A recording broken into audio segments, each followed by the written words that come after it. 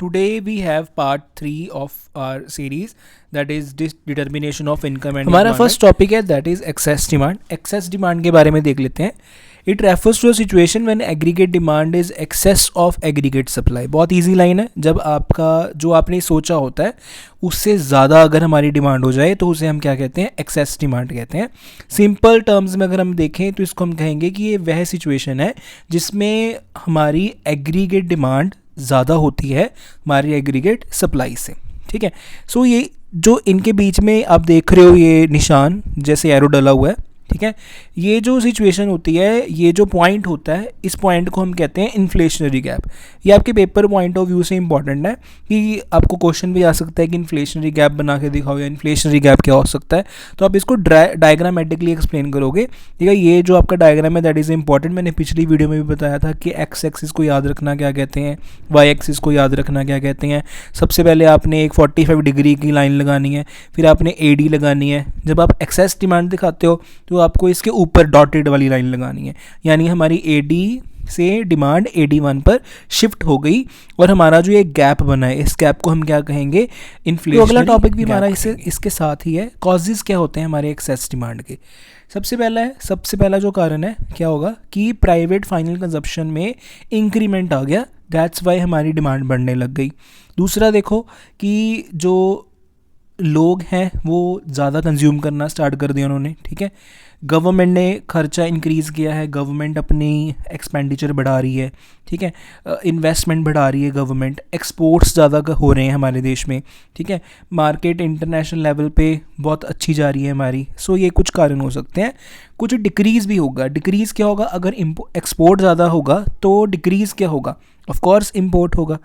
और लास्ट और important point कि एक्सेस डिमांड कब होगी, जब हमारे देश में टैक्सेस के रेट कम किए जाएं सरकार के द्वारा या टैक्स के रेट कट किए जाएं गवर्नमेंट के द्वारा. तो इसका कारण भी हमारा कॉजेज में आएगा, किसका, एक्सेस डिमांड का या इन्फ्लेशनरी गैप का.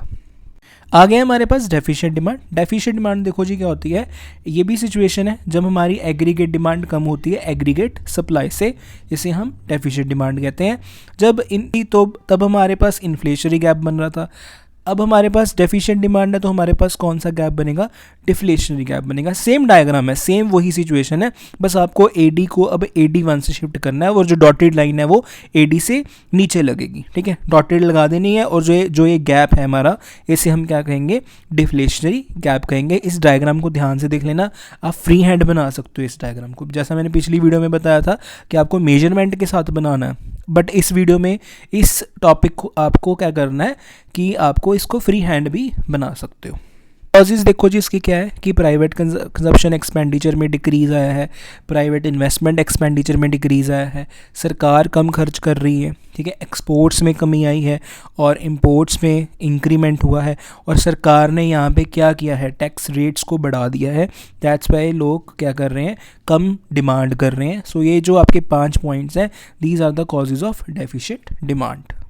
ओके जी. फुल एम्प्लॉयमेंट देखो जी क्या होती है. ये वो सिचुएशन होती है जहाँ पे हमारे देश का हर एक पर्सन काम कर रहा है और एग्जिस्टिंग वेज रेट पे कर रहा है. ठीक है. It is refers to a situation when all those who are able to work and are willing to work and getting work at existing wage rate. आपको ये तीन पॉइंट्स लिखने हैं आपको इसमें से. It refers to a situation. पहला point क्या है, who are able to work, जो काम करना चाहते हैं, जो काम करने के लायक हैं. दूसरा पॉइंट विलिंग टू वर्क, जो काम करना चाहते हैं. तीसरा पॉइंट गेटिंग वर्क, उनको काम मिल भी रहा है. किस रेट पे मिल रहा है, जिस रेट पे वो जाते हैं उसको उस रेट पे काम मिल रहा है. उसे हम कौन सी सिचुएशन कहेंगे, फुल एम्प्लॉयमेंट कहेंगे. टाइप्स देख लो जी क्या है, स्ट्रक्चरल, फ्रिक्शनल, वॉलंटरी और इनवॉलंटरी. ये आपकी वाइवा के लिए भी इंपॉर्टेंट हो जाती हैं. स्ट्रक्चरल अनएम्प्लॉयमेंट कौन सी होती है, ये वो एम्प्लॉयमेंट होती है where poor people remains unemployed due to modernisation और स्ट्रक्चरल चेंजेस. जहाँ पे गरीब लोग जो होते हैं वो बेचारे क्या हो जाते हैं, अनएम्प्लॉयड रह जाते हैं, बिकॉज हमारा जो इकोनॉमी का स्टाइल है वो काफ़ी चेंजिंग नेचर का है. फ्रिक्शनल अनएम्प्लॉयमेंट कौन सी होती है, जहाँ पे पर्सन को अपनी जॉब छोड़नी पड़ रही है. क्यों छोड़नी पड़ रही है जो अपनी जॉब, बहुत सारे रीजंस हो सकते हैं। वो बेचारा एम्प्लॉयड ही कुछ टाइम पीरियड के लिए हुआ होगा, ठीक है, कुछ टाइम पर्पस के लिए होगा, उसके बाद उसको अपनी जॉब छोड़नी पड़ रही है, ठीक है। कॉन्ट्रैक्ट बेसिस पर लोग जब काम करते हैं तो उसे फ्रिक्शनल अनएम्प्लॉयमेंट कहते हैं। वॉलंटरी अनएम्प्लॉयमेंट का मतलब क्या होता है कि पर्सन खुद काम नहीं करना चाहता। पर्सन खुद काम क्यों नहीं करना चाहता? बिकॉज जिस रेट पे वो चाहता है काम करना, उस रेट की डिमांड मार्केट में नहीं है अभी।